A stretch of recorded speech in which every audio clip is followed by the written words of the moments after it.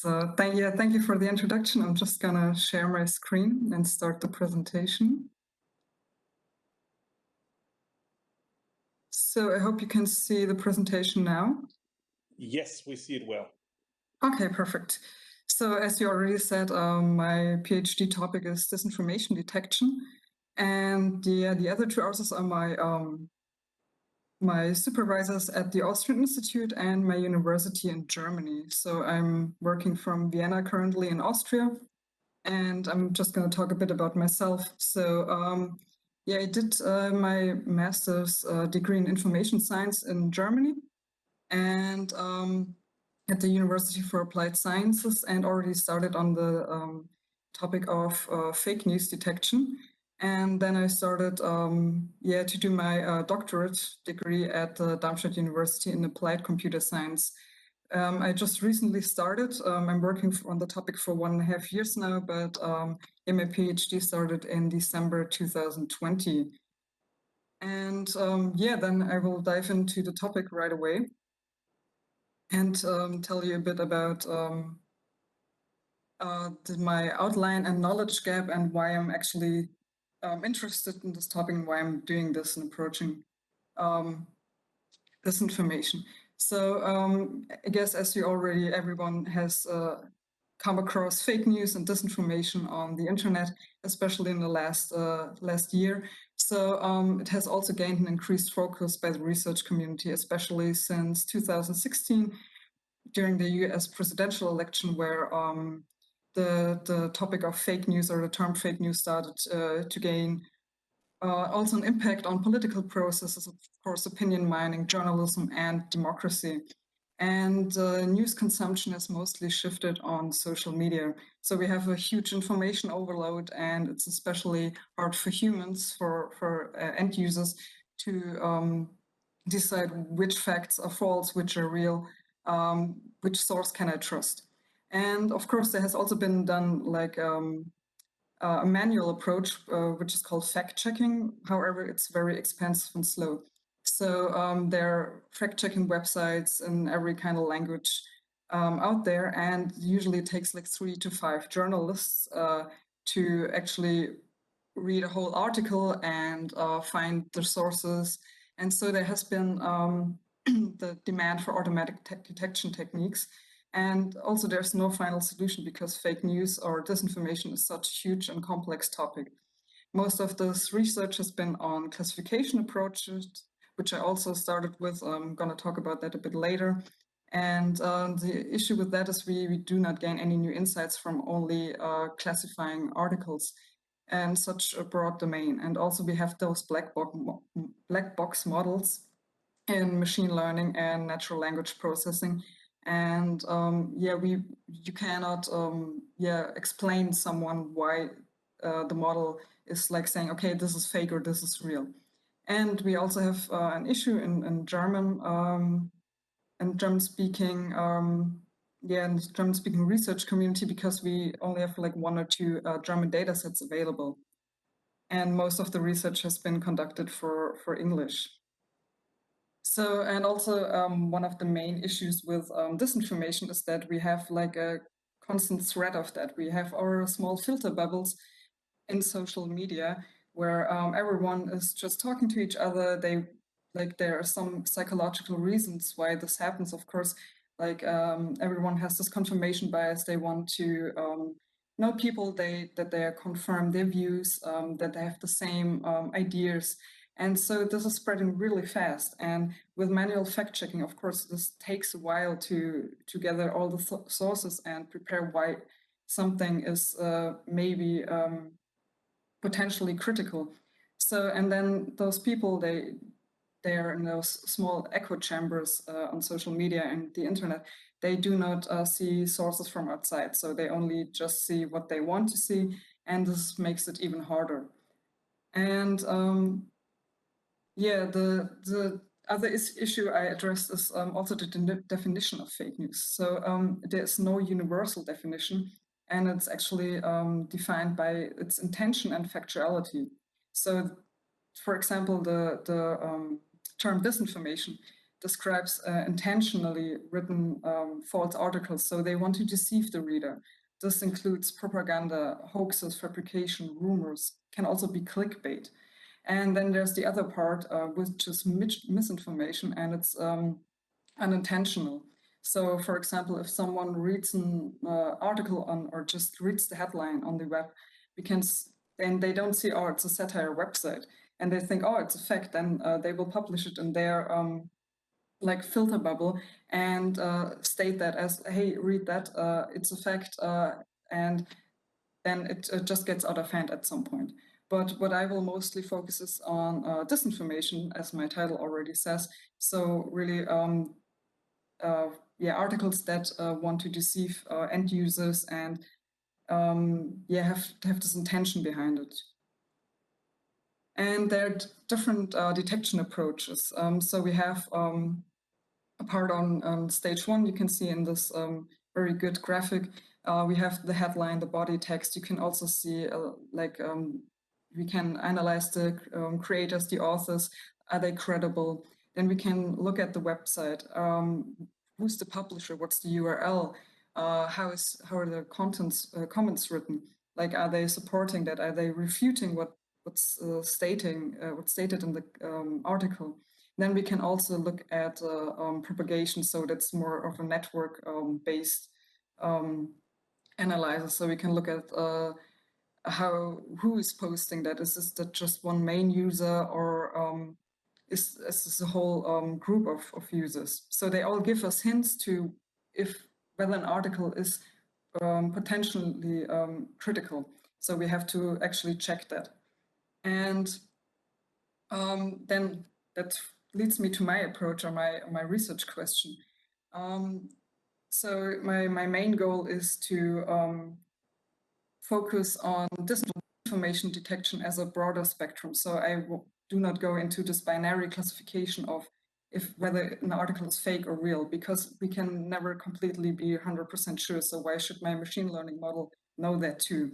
So I want to gather new knowledge about the disinformation detection, with natural language processing methods and visualization techniques.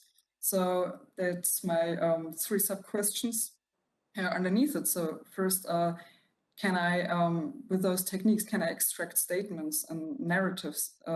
And are they in a common context? Can I use multilingual approaches for the predictions? Because we have so much research already in the English in English resources. And also, can I use explainable artificial intelligence with visualizations and stuff to explain end users why our models decided the way they did? And we want to kind of break the black box apart. So my final goal is to generate a system that helps users to identify misleading content. And my main scientific contribution is, as I already said, the standalone linguistic binary classification approaches are not enough to tackle early fake news detection or help journalists, fact checkers, also cyber threats for governmental institutions. It takes too long. So we want to see trends. We want to see in which direction it goes, and we want to give hints as to why an article could be potentially fake or has false statements in that. And so we will create a diverse data set in German with news articles and social media content, and also use that for our multilingual models. I'm going to talk about them in a bit. And we also want to combine several features to apply this approach for other domains. So we can also extract emotions, aggression, toxicity, the sentiment, the polarity that positively written, and also generalize it for multiple domains. Because what I've seen during the last years, when I started working that all of those social media research fields, they are just often one by itself, so they are not connected. So we have fake news detection, we have hate speech detection, we have propaganda detection. But the issue with that is that every one of those concepts are interconnected. So you cannot spread them apart, often with false articles, or this whole, is this a fact or not? There are whole discussions, there's hate speech going on in the text, in the comments. Often it's politically influenced, so it's more or less kind of propaganda. So we want to include all of those into one approach, because you cannot just say, as I stated, it's just fake or real. And yeah, again, a bit about my approach. So for the explainable AI part and how we want to understand the black box and interpret the results, we use a transfer learning approach. So we can, in the actual content of the articles, we can extract claims and verify or falsify them to a certain extent, of course. Then we can extract entities which give us hints to what actually the text is about and their relations to each other. We can also try to detect events. And all those we can use to create a kind of a knowledge base. And you can use that knowledge base for already training the black box models. So you can infuse the knowledge during the training already to make the model more interpretable. And also we can use that, of course, for visualizations for end users and the model predictions to make it explainable in that case. And how we can do that is with, well, there has been a recent success with pre-trained language models, where we don't need this much data anymore, because they are pre-trained on generic data and about terabytes of online articles, written content, and you can fine-tune them for specific tasks. So for different downstream NLP tasks, and it depends, you can do it on sentence or token level. And what they use is different to recurrent neural networks and convolutional neural networks. They use this multi-headed attention to actually learn more about the language that is used.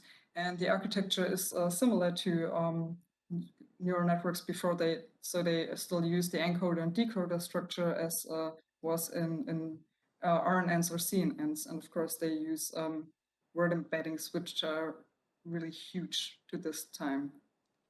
And yeah, I've used those models already for, of course, binary fake news classification, which I started with in my thesis. So you can see some results on the right side. And the issue with that is, for example, now you see, okay, I classified the body text and titles of annotated fake news. And well, I get up to 87% accuracy, but that does not explain why it's false or real. I mean, my model can also, because it's trained on a specific domain of data, not work with every kind of content. So we want to go away from this. And we started with that also in a sexism classification challenge this year. So that's also some of my results.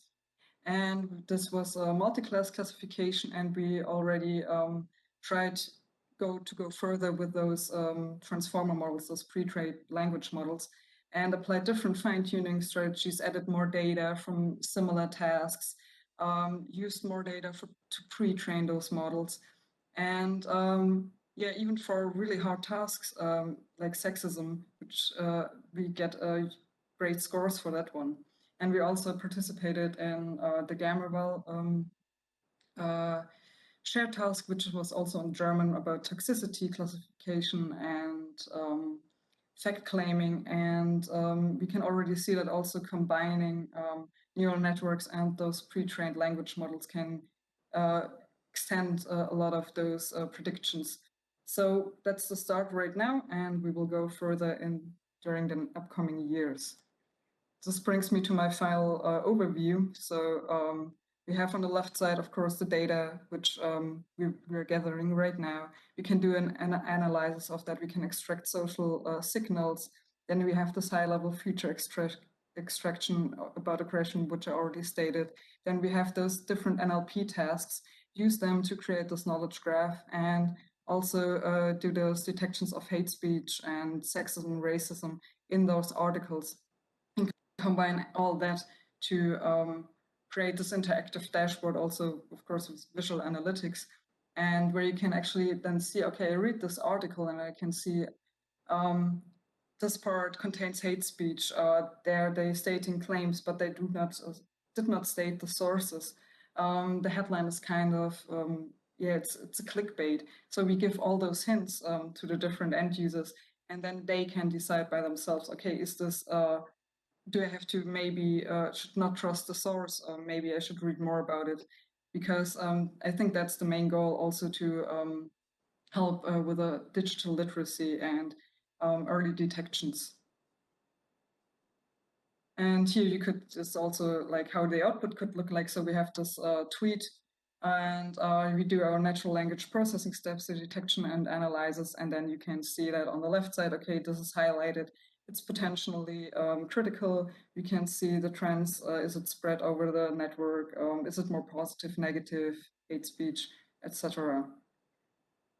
So yeah, and then I have two projects, main projects I'm working on. One is at the University for Applied Sciences in Germany. It's called Detox. It's about also hate speech, toxicity and aggression, and social media content. And then the second one is Defalsify from the AIT, which is a national funded project, and it's a multi-modal project about the detection of disinformation. And I'm, of course, focusing on text analysis. And yeah, then here are some of my references. You can also see most of them in my paper that's, I guess, uploaded on the website. And if you have any questions or remarks, I'm very happy to answer them or to discuss about it. Thank you.